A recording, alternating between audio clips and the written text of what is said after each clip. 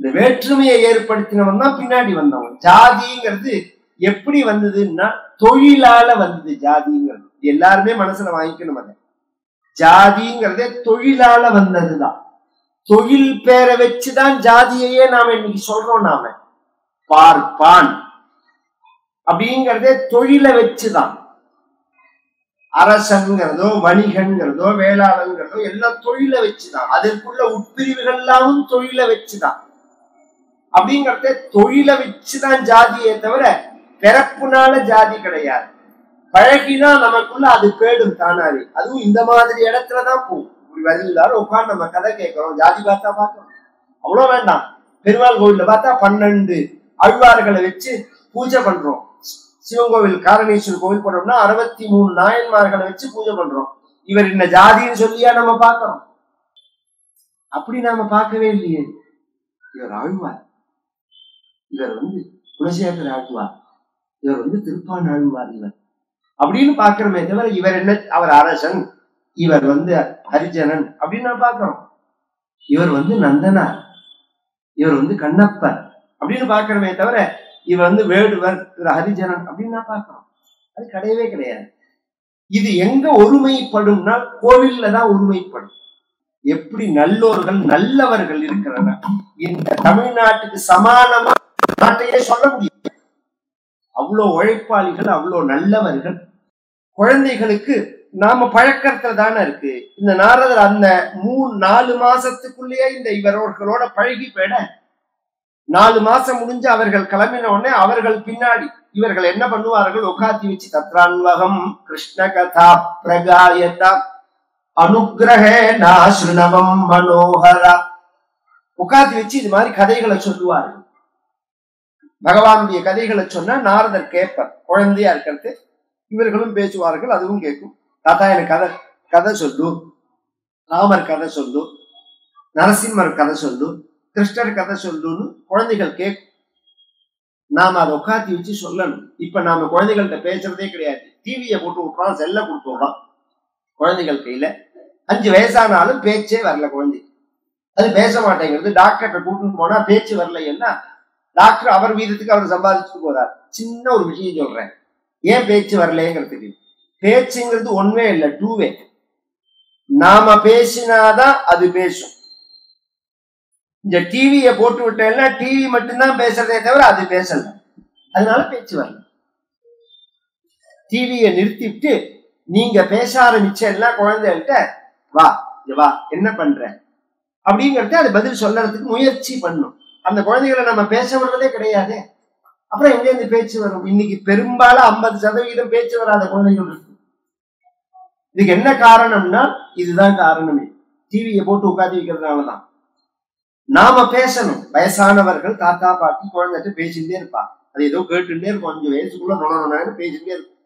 இது என்ன அது என்ன, அதுக்கு பதில் சொல்லிட்டே இருப்பாவா. நமக்கு ஒரு தொழிலை பார்ப்பா. அது ஒரு சைக்கிள் மாதிரி. கொஞ்சம் வயசானவா ஓய்வு எடுத்துப்பா, நடுப்புல உள்ளவா தொழிலுக்கு போவா, குழந்தைகளை அவா டேக் ஓவர் பண்ணிப்பா. இப்ப நீ எல்லாத்தையுமே வயசான முதல்ல கல்யாணம் ஆரத்தேவே மாமனார் மாமியார் இருக்கக்கூடாது. ஒரு கால் செத்து பேர் தான் ரொம்ப சௌக்கியம். அது மாதிரி வரணுதான் தேடுறான். உருப்படுறதுக்கு பகவான் தான் சாட்சி. வேற என்ன பண்ண முடியும்? மாமனார் மாமியார் இருக்கக்கூடாது, நாத்தனார் இருக்கக்கூடாது, மச்சனர் இருக்கக்கூடாது. நீ மட்டும் நீ சிங்கமா புலியா கரடியா? நல்ல மிருகங்கள் கூட்டமா தான் வாழும். அயோக்கியம் தான் மொத்தனா இருப்பான். சாத்வீகமான மிருகங்கள் எடுத்து பாருங்க, மாடோ ஆடோ மானோ எல்லாம் கூட்டமா இருக்கும். அயோக்கியனை பாருங்க ஒத்தனா தான் இருப்பான். ஒரு அயோக்கியம் இருக்கிற இடத்துல ஒரு புலி இருக்கிற இடத்துல இன்னொரு புலியை கொண்டுடுவாங்க, இருக்க விடாது. நாம கூட்டமா வாழணும்னு நினைச்சா நல்லவன் அர்த்தம். நாம மட்டும் வாழணும்னு நினைச்சா சிங்கம் புலி கரடின்னு அர்த்தம். தாத்தா பாட்டி அவெல்லாம் இருக்கக்கூடாது. அப்புறம் எப்படி குழந்தைகள் எப்படி வளரும்? குழந்தைகளை வளர்க்கிறதே ஒரு பெரிய நல்ல. ஏன் இதுல சொல்றேன்னா, நம்ம இந்த உலகத்துக்கு, நம்மளை வாழ வச்ச உலகத்துக்கு நாம திருப்பி பண்றதுல முதல் கடமை நன்மக்களை கொடுப்பது. ஒரு அயோக்கியனை பெத்தான் திருதராஷ்டிரம், துரியோதனன். மகாபாரத யுத்தமே வந்தது, லட்சக்கணக்கான பேர் செத்து போனான். ஒரு நல்லவனை பெத்தான் தசரதன். புற்பா முதலா புல் எறும்பாதி ஒன்றின்றியே நற்பால் அயோத்தியில் வாழும் சராச்சரம் எல்லாம் நற்பாலுக்கு உய்த்தனன் நான்முகன் பெற்ற நாட்டுடே அப்படிங்கிறார் ஆழ்வார். அந்த நல்லவனான ராமன் என்ன பண்ணினார் அப்படின்னா எல்லாரையும் வைகுண்டம் ஆயிடுச்சுன்னு போனார். யாருக்கெல்லாம் வைகுண்டம் வரணும் அப்படிங்கிற ஆசை இருக்கோ அத்தனை பேரும் வாங்குங்கள் அப்படின்னா ஒரு நல்லவன். புரியுற மாதிரி சொல்லணும்னா நாம இருக்கோம், நல்லவனா இருந்தா நம்மளை சுத்தி இருக்கிறவாளும் நல்லவாளா இருந்தா நிம்மதியா இருக்கும் வாழ்க்கை. நம்மள 10 பேர் இருக்கிற தெருவுல ஒருத்தன் பிரச்சனை பண்ணினான்னு வச்சுக்கோங்களேன், அந்த தெருவுல உள்ளவாளுக்கே நிம்மதி இருக்காது. இப்ப பிளாட்ல 10 பிளாட்ல ஒரு பிளாட்டுக்காரன் பிரச்சனை பண்ணான்னா அவளுக்கே நிம்மதி பெறுறது. நாம எதிர்பார்க்கறது நிம்மதியா இருக்கணுங்கிறது தான். அப்ப நிம்மதியா இருக்கணும்னா நல்லவனா இருக்கணும். நாம என்ன கொடுக்கிறோமோ அதுதான் பதில் நமக்கு வரும். நல் மக்களை கொடுக்கணும். இந்த குழந்தைக்கு நல்லதெல்லாம் சொல்லி கொடுத்தார்கள் அந்த பெரியோர்கள். பகவானுடைய கதைகளை சொன்னார்கள். அது மட்டும் இல்ல, பகவானுக்கு நைவேத்தியம் பண்ணின அந்த பிரசாதத்தை கொடுத்தார்கள். உச்சிஷ்டலே பாண்டனுமோதி விஜயி சகிருத்ஸ்மபுஞ்சே ததபாஸ்த. கோவில் பிரசாதம் அப்படின்னா என்ன சார்னா, அது நான் அதையும் சொல்லிட்டு போறேன், ஏன்னா கதை அவசியம் தெரியும். இந்த முதல்ல கோவில்ல சுவாமிக்கு நிவேதனம் பண்ணப்பட்ட பிரசாதம் தான் கோவில் பிரசாதம். ஒரிஜினலா சாப்பிடணும்னா பகவானுக்கு நைவேத்தியம் பண்ணது தான் சாப்பிடணும். அதுக்குதான் பிரசாதம்னு. ஏன் சாப்பிடணும்னா சாப்பாட்டுனாலதான் நமக்கு மனசுல அழுக்கு வர்றது, சாப்பாட்டுனாலதான் மனசுல உள்ள அழுக்கு போகும். இறைவனுக்கு படைத்து விட்டு அந்த சாப்பாட்டை பகவானுக்கு நைவேத்தியம் பண்ண பிரசாதத்தை நாம் சாப்பிட்டோம்னா சித்தத்துல உள்ள தோஷங்கள் நிவர்த்தி ஆகும், மனசுல உள்ள தோஷங்கள் நிவர்த்தி ஆகும். அதனால நம்ம முன்னோர்கள்லாம் அப்படி வச்சிருந்தாங்க. பசு, குதிரை, கழுதை இதுல எல்லாம் நமக்கு உபயோகம் உண்டு. பால் கறக்கிறோம், மாடு பொதி சுமக்கிறது, கழுதை பொதி சுமக்கிறது, அதுக்காக அதெல்லாம் பழக்கணும். நாய்க்கு என்ன பிரயோஜனம் அப்படின்னா சாஸ்திரத்துல ஒரு விஷயம் இருக்கு. சாஸ்திரம் சொல்றேன், வைஸ்வதேவம்னு ஒண்ணு பண்ணணும். பூதபலின்னு பேரு. கார்த்தால இந்த சுவாமிக்கு நைவேத்தியம் பண்ணிட்டு ஒரு பொடி சாதம் எடுத்து காக்காய்க்கு போடணும், பறவைகளுக்கு போடணும். கால வேலையில் ராத்திரி காலத்துல வைஸ்வதேவம் பண்ணிட்டு அந்த சாதத்தை எடுத்து நாய்க்கு போடணும்னு இருக்கு சாஸ்திரம். கிரகபாலன்னு பேரு. அது வீட்டுக்குள்ள வரக்கூடாது, வாசல்ல தான் இருக்கு. அதுக்கு ஸ்மெல் பண்ற பவர் ஜாஸ்தி. இன்னும் சொல்ல போனா கால பைரவர்னு சொல்றோமோ, அந்த பைரவரோட வாகனம் காலங்கிறது யமன். யமனோட வாகனம் எருமக்கடான்னு எல்லாருக்கும் தெரியும். இந்த பைரவர் எப்படின்னா, யமன் வருது 3 பேருக்கு தெரியும். அதுல ஒண்ணு நாய், யமதூதர்கள் வருது. பசுமாட்டுக்கு தெரியும், நாய்க்கு தெரியும். இந்த நாயை வச்சுக்கிறது அந்த வைசுதேவத்துக்காக தான். அந்த சாப்பாடு ஒரு வேளை தான் போடணும், வெறும் சாதம் தான் போடணும். அந்த சாப்பாடை சாப்பிடும் போது அப்படியே நம்மளோட டியூனிங் ஆயிடும். அது பகவானுடைய பிரசாதமா இருந்ததுன்னா அதை சாப்பிடும் போது நமக்கு பகவானோட டியூனிங் ஆயிடும். கவனிச்சு கேட்கணும். இந்த வட இந்தியாக்காரெல்லாம் வராமதீங்களா, குரூப்பா தான் இருப்பான். அவன் சாப்பிட்டு யாராவது பார்த்துருக்கீங்களா நீங்கெல்லாம்? அவன் சாப்பிட்றத எப்படி சாப்பிடுவான்னா, அவளுக்கெல்லாம் பெருசா இதெல்லாம் கிடையாது. வாரத்துக்கு ஒரு தடவை போய் 100 கிலோ கோதுமை வாங்கிட்டு வந்துருவான், 100 கிலோ அரிசி வாங்கிட்டு வந்துருவான், 100 கிலோ உருளைக்கிழங்கு, 100 கிலோ வெங்காயம், தக்காளி, இதுதான் அவனோட சாப்பாடு. உப்பு தான். எல்லாத்தையும் வெடிச்சு ஒரு பெரிய தாம்பாளத்துல போட்டு ஒரு டால் மாதிரி பண்ணி சுத்தி 10 பேர் உட்கார்ந்துட்டு ஒரே இடத்துல இருந்து சாப்பிடுவான். ஒரு எச்சல் ஒருத்தருக்கு போறா மாதிரி. கணவனுக்கும் மனைவிக்கும் ஒற்றுமை வரணுங்கிறதுக்காக தான் கணவன் மனைவி சேர்ந்து சாப்பிடணும், கணவனோட எச்சலை மனைவி சாப்பிடணும், மனைவியோட எச்சலை கணவன் சாப்பிடலாம்னு சொல்றதெல்லாம் அதுக்குதான். குழந்தைகளோட சாப்பிடுவாள். அந்த காலத்துல எல்லாம் கவனிச்சா தாத்தா பாட்டி சாப்பிடறதே பக்கத்துல குழந்தைகளை உட்காந்து வச்சு ஊட்டி விடுவான், தன் எச்சலையே கொடுப்பான். அது என்ன ஆகும்னா அப்படியே படிஞ்சு போயிடும். அந்த அந்த வாசம் பாசம் வாஞ்சை எல்லாம் தானாவே வந்துடும். அது மாதிரி பகவானோட எச்சல் மாதிரி உள்ள அந்த பிரசாதத்தை சாப்பிட்டோம்னா பகவானோட நமக்கு சம்பந்தம் ஏற்படும். சிஷ்டலேபா நனுமோதி தோத்வி ஜெய்ஹி, இந்த அளவுதான் இதை சொல்ல முடியும். கண்டவன் எச்சல்லாம் சாப்பிடக்கூடாது, கண்டவனோட இல்லாம உட்கார்ந்து சாப்பிடக்கூடாது. உங்களை விட உயர்ந்தவனா இருந்தா பிறப்புல இல்ல குணத்துல அவனோட சாப்பிடலாம். அயோக்கியனா இருந்தா அவனோட சாப்பிடக்கூடாது. சின்ன உதாரணம் சொல்றேன். நம்ம இதிகாசம் எப்படி சொல்றதுன்னு சொல்றேன். மகாபாரதத்துல கிருஷ்ணர் ஹஸ்தினாபுரப்பட்டினம் வரா. துரியோதனனும் வீட்டுக்கு சாப்பாட கூட்டான், பீஷ்மரும் கூப்பிட்டார், துரோணரும் கூப்பிட்டார். விதுரருங்கிறவர் கூப்பிடவே இல்லை. விதுரர் வீட்டுக்கு போய் தான் பகவான் சாப்பிட்டான். பீஷ்மர் க்ஷத்ரியர், துரோணர் பிராமணன், துரியோதனன் க்ஷத்ரியன் பிளஸ் சம்பந்தியவன். துரியோதனனுக்கு லக்ஷ்மணான்னு ஒரு பெண்ணு, கிருஷ்ணனுக்கு சாம்பன்னு ஒரு பையன்.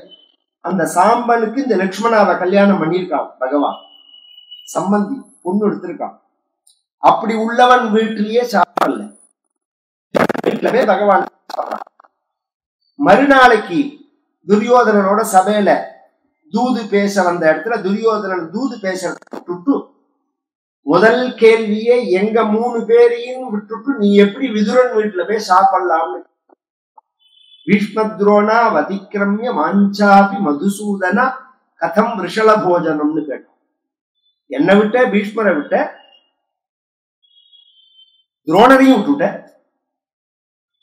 அவன் ஒரு அப்ராமணன், அவன் வீட்டுல போய் நீ எப்படி சாப்பிட்டேன்னு கேட்டான். அதுக்கு பகவான் சொன்ன பதில் தான் நம்ம இந்து மதத்துல எல்லாரும் தெரிஞ்சுக்கணும். இன்னொரு வார்த்தை, ஜாதியை பத்தி பேசாத துரியோதனா. ஒருத்தர் ஒரு வீட்டுல சாப்பிடணும்னா அதுக்கு 2 காரணம் இருக்காங்க. சம்பிரீதி போஜ்யான் என்னானி ஆபத் போஜ்யானி வா புனா. பிரியத்தினால சாப்பிடணும், ஆபத்தினால சாப்பிடணும். இந்த 2 காரணம் தான் இருக்கு. பிரியத்தினால என்ன, ஒருத்தர் ரொம்ப சாமி நம்ம வீட்டுக்கு வரணும், உங்க திருவடி படணும், ஒரு ஒரு டம்ளர் பாலாவது சாப்பிடணும் அப்படின்னு கெஞ்சுவார்கள் மகான்களை. உங்க கால் படணும் அப்படின்னு ஆச்சாரியனை கெஞ்சுவார்கள், உங்க திருவடி படணும், ஒரு பழமாவது சாப்பிடணும், ஒரு பாலாவது சாப்பிடணும். அவன் அவருக்கு தகுந்த மாதிரி. அது மாதிரி பிரியமா ஒருத்தர் கூப்பிட்டா அங்க போய் சாப்பிடலாம் இல்லையா. ஆபத் போஜ்யானி வா புனா. நம்ம ஒரு இடத்துக்கு போயிருக்கோம், திடீர்னு அந்த ஊர்ல ஒரு கலவரம் வந்துருக்கு, கடையெல்லாம் அடைச்சுட்டான், சாப்பாட்டுக்கு வழி கிடையாது. இப்படி தெருவில் நாம போறதே பக்கத்து வீட்டுல மணி அடிக்கிற சத்தம் கேட்டு யாரோ பூஜை பண்றான்னு தெரிஞ்சுது. உள்ள போய் பார்த்தா ஒரு மாமா பூஜை பண்ணிட்டு இருக்கா. அவரை பார்த்து, மாமா நான் இது மாதிரி ஊர்ல இருந்து வந்தேன், இன்னைக்கு எல்லாம் இது ஹோட்டலுக்குலாம் எதுவுமே கிடையாது, நான் சாப்பிடலாமான்னு கேட்டு சாப்பிடலாம். இப்ப இன்னைக்கு தானே ஹோட்டல்லாம் வந்திருக்கு, ஒரு காலத்துல எல்லாம் இப்படிதான். ஆபத்தா இருந்தா சாப்பிடலாம், அன்பா இருந்தா சாப்பிடலாம். இந்த 2 காரணம் இருந்தா ஒருத்தர் வீட்டுல போய் சாப்பிடலாம். துரியோதனா உனக்கு அன்பும் கிடையாது, எனக்கு ஆபத்தும் கிடையாது. நச்ச சம்பிரியசே ராஜன்னு நச்ச இவ ஆபத்யதா பயம். உனக்கு நீ அன்பா ஒண்ணு கூப்பிடல, என்ன கவுக்கிறதுக்கு கூப்பிடுற. பார்ட்டி வச்சு கவுக்கிறதுன்னு சொல்லுவாள். பார்ட்டினால கவுந்து போவான், பார்ட்டி வச்சு கவுப்பான். அந்த ரீதியில என்ன கூப்பிடையே தவிர நீ யோக்கியனா இருந்தா நான் சொன்னதை கேட்கணும், நீ அப்படி கேட்க போறது இல்லை. விதுரன் தவிச்சு போனான். முன்னமே துயின்றருளிய முதுபயோததியோ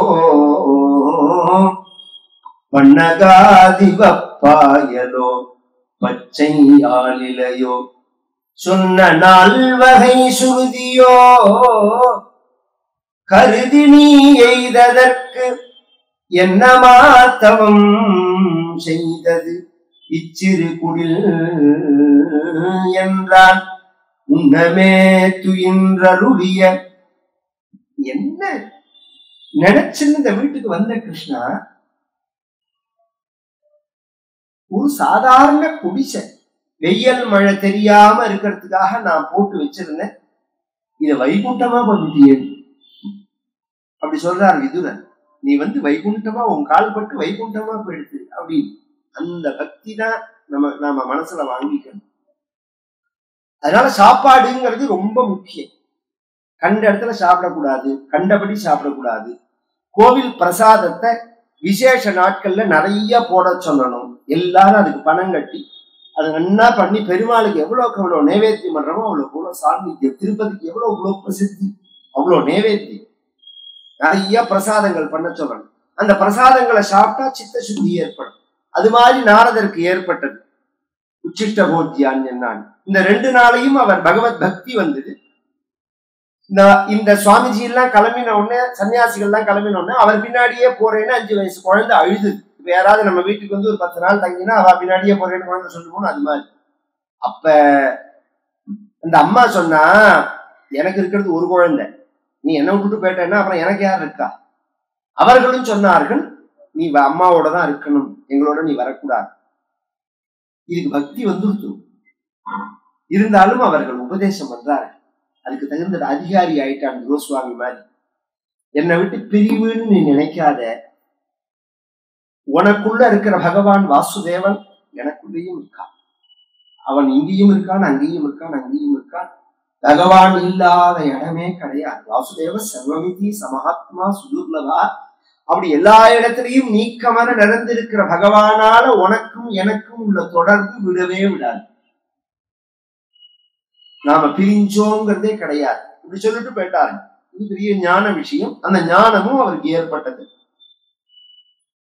அப்புறம் கொஞ்ச நாள்ல அவ அம்மா காலம் ஆயிட்டா, பாம்பு கடிச்சு செத்து போயிட்டா.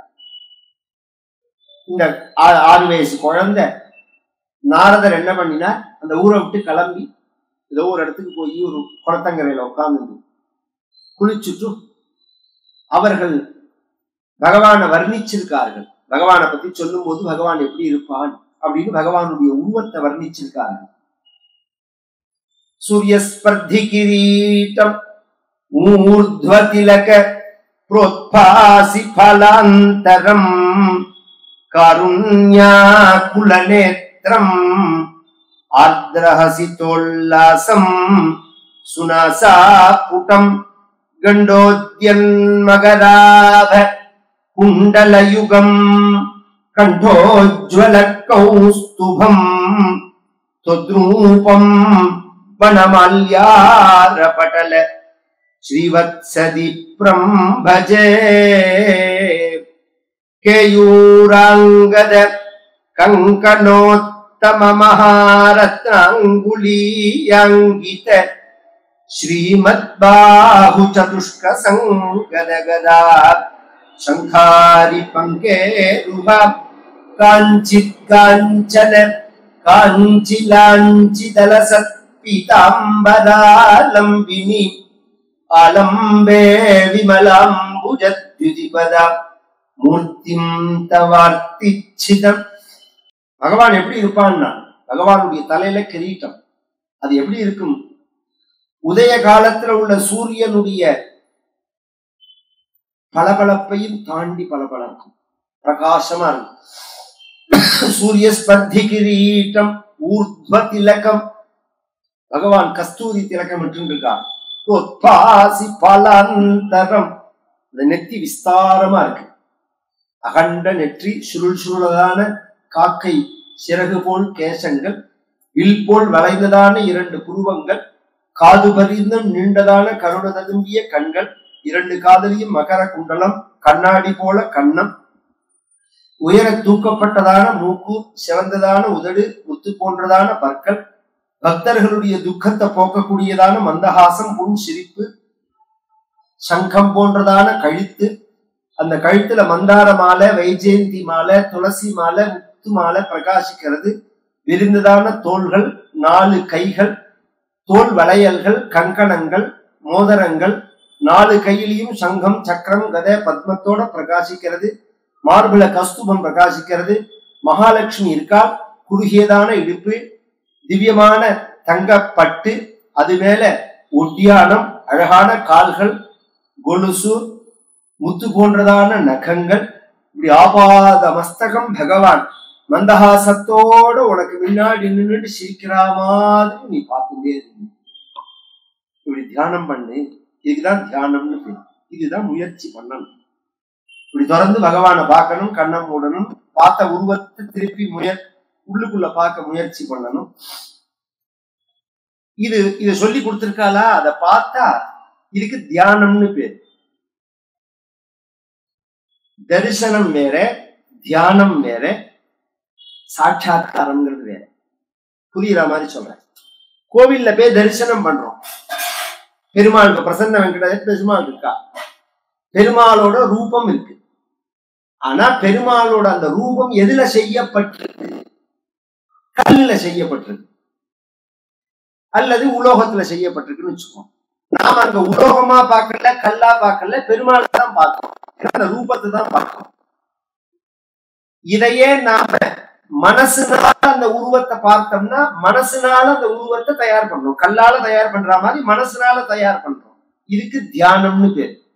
இந்த ரெண்டுமே இல்லாம பெருமாளோட உடம்பு எதால செஞ்சிருக்கும் கொஞ்சம் சொல்லுவோம். நீங்க நம்மளே மாதிரி மாம்ச உடம்பு கிடையாது, பாஞ்ச பௌத்திகமான சரீரம் கிடையாது. ஏன்னா பகவானே பகவத்கீதையில சொல்றான், ஜென்ம கர்மச்ச மே திவ்யம் ஏவம் யோவேத்தி தத்வதா. அர்ஜுனா, என்னுடைய கர்மாவும் சரி என்னுடைய ஜென்மாவும் சரி திவ்யமானது அப்படிங்கிறான். திவ்யம் அப்படிங்கிற அந்த வார்த்தைக்கு பாஷ்யம் பண்ணும் போது அப்ராகிருத்தம்னு பாஷ்யம் பண்றார்கள். பிரகிருதிக்கு அப்பாற்பட்டது. பிரகிருதி அப்படிங்கிறது பஞ்சபூதங்களுடைய சேர்க்கை. ஆகாசம், காற்று, நெருப்பு, நீர், நிலம். உலகத்துல உள்ள எல்லா பொருளும் இந்த சேர்க்கையினால தயார் பண்ணப்பட்டது. இறைவனுடைய வடிவம் அப்படி இல்லை. அப்புறம் ஆனந்தோ பிரம்மே திவ்யஜானாத் ஆனந்தாத்யேவ கல்விமானி பூதானி ஜாயந்தே ஆனந்தேன ஜாதானி ஜீவந்தி ஆனந்தம் பிரயந்தபிசம்விசந்தி. வேதம் சொல்றது பெருமாளோட உருவம் எதிர தயார் பண்ணப்பட்டது? ஆனந்தோ பிரம்மே திவ்யஜானாத். ஆனந்தம்னு ஒன்னால உள்ளதுன்னா அப்படி ஒண்ணு உண்டா சார்னா? நாமளே சொல்றோமே ஆனந்தமா இருக்கேங்கிறமே. அப்படின்னா என்ன? ஆனந்தமா இருக்கேன்னு சொல்றோம், ஆனா என்னன்னு சொல்ல தெரியல. சில பேருக்கு டிவி பார்த்தா ஆனந்தம்னு நினைக்கிறான், கல்யாணம் பண்ணிட்டா ஆனந்தம்னு நினைக்கிறான். அதெல்லாம் இல்ல. ஏன்னா கல்யாணம் பண்ணி ஆனந்தம் மூலமா எத்தனை பேர் இருக்கான்? குழந்தைய பெற்று சௌக்கியத்தை தொலைச்சவன் எத்தனை பேர் இருக்கான்? பணம் வந்து நிம்மதியை தொலைச்சவன் எத்தனை பேர் இருக்கான்? வாழ்க்கையில பதவியினால புடுங்கல்ல தவிக்கிறவன் எத்தனை பேர் இருக்கான்? அப்ப சுகம் வேற, இதெல்லாம் வேற. இதனால சுகம் வரும், சந்தோஷமா இருக்கும்னு நாம நினைக்கிறமே தவிர எல்லாருக்கும் வரும்னு சொல்ல முடியாது. பாக்கியம் இருந்தா அதனால சுகம் வரும். உனக்கு பாக்கியம் இல்லைன்னா எதுவுமே உன் நிம்மதியை கெடுத்துரும். அப்ப நிம்மதிங்கிறது உன்னோட சொரூபம், அது சுகம்ங்கிறது உன்னோட சொரூபம், அது ஆனந்தம்ங்கிறது உன்னோட சொரூபம். அந்த சொரூபத்தை அது எப்படி தெரியறதுன்னா, இப்ப நம்ம வாழ்க்கையில இதை சம்பாதிச்சா, அதை சம்பாதிச்சா, பணத்தை சம்பாதிச்சா, நிலத்தை சம்பாதிச்சா, இப்படி எல்லாம் பாஞ்சு சம்பாதிச்சு ஊர்ல உள்ள அத்தனை அயோக்கியத்தனமும் பண்ணி சொத்தை சேர்த்து ஒரு கட்டத்துல நிம்மதியை தொலைச்சுட்டு இதெல்லாம் வேண்டாம்னு சொல்லி ரிஷிகேசத்தை நோக்கி ஓடி போறோம் எத்தனை பேர் இருக்கான்? அந்த காலத்துல காசிக்கு போறேம்மா, இதெல்லாம் வேண்டாம், நான் நிம்மதியா இருக்கேன் அப்படி. அப்ப இதனால நிம்மதி வராதுன்னு தான் அர்த்தம். அதனால பெருமாள்கிட்ட போய் நாம என்ன கேட்கணும்னா, எனக்கு கல்யாணம் ஆகணும்னா, குழந்தை பார்க்கணும்னா அப்படின்னா எதுவுமே கேட்க வேண்டாம். உன்னோட கருணை வேணும்னு கேட்கணும். அந்த அளவுக்கு நமக்கு பிராட் மைண்ட் இல்லையா? என்ன சௌக்கியமா வைன்னு கேட்கணும். என்ன சௌக்கியமா வை, எனக்கு எது சௌக்கியமோ அதை பண்ணு, எனக்கு எது சௌக்கியம்னு நீ நினைக்கிறியோ அதை கொடு. இது போதும், பிரார்த்தனையில இது போதும். அப்படி ஒரு ஆச்சரியமான ரூபம், ஆனந்தத்தினால பிரம்மத்தினுடைய வடிவம், அதை பார்க்கிறார். ஆனா அதை தாங்குற சக்தி அவருக்கு இல்ல. ஒரு செகண்ட் பிளாஷ் மாதிரி தரிசனமாகி மறைஞ்சு போயிடுது. அதுக்கே உடம்பு தாங்கல்ல அவருக்கு. அப்ப அசரீரியா ஒரு வாக்கு சொல்றது நாரதரை பார்த்து, இப்ப நீ என்ன பார்த்தையோ அதை கண்டினியூ பண்ணு, அடுத்த ஜென்மா நீ பிரம்மபுத்திரனா பிறப்ப அப்படின்னு சொல்லிட்டா. இது நமக்கு புரியாது சொன்னா சில விஷயங்கள். ஆனா சாஸ்திரம் சொல்றது அறிவை வளர்க்கறதுக்காக. நாம அறிவை வளர்க்கணும்னு நினைச்சா சாஸ்திரத்தை நம்பணும். அறிவு வேண்டாம்னு நினைச்சா நாஸ்திகவாதத்தை நம்பணும். ஏன்னா இருக்குன்னு சொல்றதுக்கு தான் அறிவு வேணுமே தவிர இல்லைன்னு சொல்றதுக்கு அறிவே வேண்டாம். ஒரு பதார்த்தத்தை இருக்குன்னு நிரூபிக்கிறதுக்கு தான் அறிவு வேணும். சாஸ்திரம் என்ன சொல்றது அப்படின்னா, இந்த பல்பு இருக்கு, சீரியல் பல்பு இருக்கு, இப்படி வச்சிருக்கா பத்தியில என்ன எண்ணிக்கையில வச்சிருப்பாவா அப்படின்னா 240 வாட் உள்ள வரணும் கரண்ட். இதை பிரிச்சு வேலை செய்யும், இதை தாங்கிறது வேணும். இந்த ஒத்த பல்பு 1000 வாட். இது இப்ப இந்த இதெல்லாம் 240 வாட்டுன்னு பேர். டிசின்னு ஒன்று 12 வாட்டு 6 வாட்டுன்னு, அதுல 18 வாட்டு. உங்களுக்கு புரியுற மாதிரி சொல்றேன் நான். இந்த ரயில் எல்லாம் இன்னைக்கு விட்டுருவோம், இந்த ரயில் எல்லாம் பல்ப் எல்லாம் போட்டிருக்கா. நான் சொல்றது 80ல 1980ல இந்த மெட்ராஸ்ல இருந்து ஒரு பாசஞ்சர்ல மாயரம் போனோம். அப்ப எங்க ஊர்ல இருந்து வந்தவர் ஒருத்தர் என்ன பண்ணினார், அந்த ரயில்ல வெறுமனை இருக்கிற பல்பை கழட்டினார். எதுக்குன்னு இல்ல, வீட்டுல போய் அந்த பல்பை போடலாம்னா. ரயில்ல இருந்து பல்பை கழட்டி கொண்டு போறான். கிராமத்துக்கு போன உடனே போட்டேல மாமான்னு வீசு படுத்தினாரு. என்ன, ரயில்ல உள்ள கரண்ட் வேற, வீட்டுல உள்ள கரண்ட் வேற. பல்பு பாக்குறதுக்கு ஒன்னாதான் இருக்கும், குண்டு பல்பு மஞ்சள் பல்பா தான் இருக்கும். இதுக்குள்ள கரண்ட் வேற, அதுக்குள்ள கரண்ட் வேற. அது மாதிரி உடம்போட தன்மை அது மாதிரி. அந்த மாதிரி ஒரு சுத்தத்தை நாம் அடையணும்னு நினைக்கிறோமே தவிர, சும்மா பேச்சுக்கு நீ நானும் ஒண்ணுங்கிறதெல்லாம் பேசுறதுக்கு வேணா நன்னா இருக்குமே. பிரியத்துல மதிக்கரத்துல ஆன்மாவில எல்லாரும் ஒண்ணுதான், அதுல ஒன்றும் சந்தேகமே கிடையாது. ஆனா அதுக்கு மேல உள்ள அழுக்க விளக்கிக்கணும்னு இருக்கணும், அழுக்க சுத்தம் பண்ணிக்கணும். ஆன்மாவுக்கு ஜாதி கிடையாது, உயிருக்கு ஜாதி கிடையாது அப்படிங்கறதெல்லாம் விஷயம் வேற. அந்த அழுக்க தொடச்சுக்கணும் நாங்க. அதுக்குதான் ஆன்மீக சாதனைகள் பண்றது. இவருக்கு அது சித்தியாக மறுஜென்மா நாரதரா வந்தார். இப்ப என்ன சொல்ல வரார் அவர்னா, இப்ப ஒரு ஜென்மாவில வீடு வேலை செய்யறவர்களுடைய மகனா இருந்தனா மறுஜென்மாவில பிரம்மபுத்திரனா வந்துட்டேன், நாரதரா வந்துட்டேன். ஒரே ஜென்மாவில இவ்வளவு உயர்வுக்கு காரணத்துக்கு நான் என்ன பண்ணினேன்? நான் பூஜை பண்ணேனா, ஜபம் பண்ணேனா, பாராயணம் பண்ணினேனா, ஹோமம் பண்ணினேனா, தியானம் பண்ணினேனா, யாகம் பண்ணினேனா, யோகம் பண்ணினேனா, என்ன பண்ண? 4 மாசம் நல்லோர்களோட சாதுக்களோட இருந்தேன். அந்த மகான்கள் சொல்ற பகவானுடைய கதையை கேட்டேன். அதன் மூலமாக வந்த பக்தியினால இப்ப உயர்வு நிலை அடைஞ்சிருக்கு. அது மாதிரி உலகத்துல எல்லாருமே அடையலாம், பக்தியினால உயர்ந்த நிலை அடையலாம். இதுதான் பாகவதன் சொல்ற கதை. பாகவதன் நமக்கு என்ன சொல்ல வர்றது அப்படின்னு சொன்னா, எத்தனையோ வழிகள் பகவானை அடைவதற்கு இருந்தாலும் பக்தியினால பகவானை அடையிறது ரொம்ப சுலபம். பக்தியினால பகவானை அடையிறது ரொம்ப சுலபம். அதுக்கு ஜாதி மதம் குலம் கோத்திரம் இந்த தகுதி எல்லாம் கிடையாது. தகுதி எல்லாம் வேணுமான்னா சிலருக்கு தகுதி தேவைப்படுறது. இப்ப நான் ராமாயண பாராயணம் பண்ணணும் அப்படின்னு ஒருத்தர் சொன்னார்னா, ராமாயணம் படிச்சிருந்தா தானே பாராயணம் பண்ண முடியும். படிக்கலைன்னா ராமாயண பாராயணம் எப்படி வரும்? முதல்ல அந்த எழுத்து வாயில வரணும், கூட்டு படிக்க தெரியணும், அதுக்கெல்லாம் மெனக்கடணும். பூஜை பண்ணணும்னா பூஜை பண்ண தெரிஞ்சிருக்கணும், சோடசோபச்சாரம்னு பேரு. அந்த சோடசோபச்சாரம் அடிப்படையா தெரிஞ்சிருக்கணும். அதை நீங்க எதை வச்சு பண்றேங்கிறதுலாம் விஷயம் வேற. மூல மந்திரத்தை வச்சு பண்றோமா, அல்லது பிரணவத்தை வச்சு பண்றோமா, அல்லது அந்தந்த தேவதைகளுக்குள்ள சூக்தங்களை வச்சு பண்றோமா, இல்ல அந்தந்த தேவதைகளுக்குள்ள ஆகமங்களை வச்சுன்னு பண்றோமாங்கிறதெல்லாம் விஷயம் வேற. அந்த சோடசோபச்சாரம் தெரியணுமே அடிப்படையில். இதுக்கு எல்லாத்துக்கும் உலகத்துக்கு தகுதி வேணும். கதை கேட்கறதுக்கு ஏதாவது தகுதி உண்டா? உட்கார்ந்தா போதும். உட்கார்ந்துன்னு கதை கேட்கிறோம். நாங்க வேற என்ன பண்றோம்? ஒண்ணுமே கிடையாது. முடிஞ்ச உடனே பிரசாதம் வேற கொடுப்பா, சாப்பிட்டு போகிறோம். வெயில் பொழுது வேற போகல. ஒரு காலத்துல நான் 85, 86 எல்லாம் இந்த இடத்துல எல்லாம் கதை சொல்லும் போது வெள்ளிக்கிழமை அன்னைக்கு, ஞாயிற்றுக்கிழமை அன்னைக்கு ஜனங்கள் வரமாட்டாங்க. தலகேனாலும் கூட்டத்துக்கு வரும், கதைக்கு வரமாட்டாங்க. ஏன்னா இந்த தூரதர்ஷன் ஒரு டிவி வந்துருந்துல, அவ வெள்ளிக்கிழமை அன்னைக்கு சினிமா பாட்டு தான் போடுவான், ஒளியும் ஒளியும். ஞாயிற்றுக்கிழமை அன்னைக்கு ஒரு சினிமா போடுவா, அதனால ஜனங்களே வராது. டிவி வந்த புதுசுல, அதுவும் இந்த நெட்டு சன் டிவி எல்லாம் வந்ததுக்கு அப்புறம் ஜனங்களே வராது. நாங்கள்லாம் பயந்தோம். ஏன்னா சரி இந்த டிவினால சரியா படுத்திடலாம் அப்படின்னு நினைச்சோம். எந்த டிவி வந்து இத கெடுக்கும் நினைச்சோமோ அந்த டிவியை அதை கெடுத்து. இப்ப டிவி பாக்குறதே எரிச்சலா இருக்கு ஜனங்களுக்கு.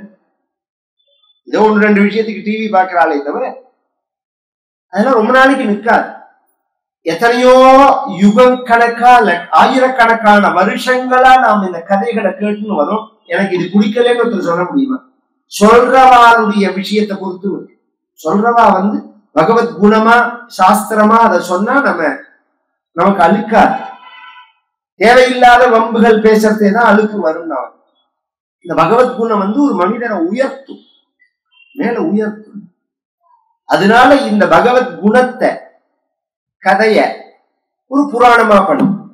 இங்க கதை மட்டும் இல்ல, கவனிச்சு கேட்கணும். கதைன்னு நம்ம புரியறதுக்காக சொல்றோம். இதுக்கு பேர் என்ன? பிரவச்சனம், சொற்பொழிவு, கதா காலக்ஷேபம், உபன்யாசம், இப்படி எல்லாம் சொல்றோம். ஒரிஜினலா இதுக்கு என்ன தெரியுமா பெயர்? உபன்யாசம்னு தான் பெயர்.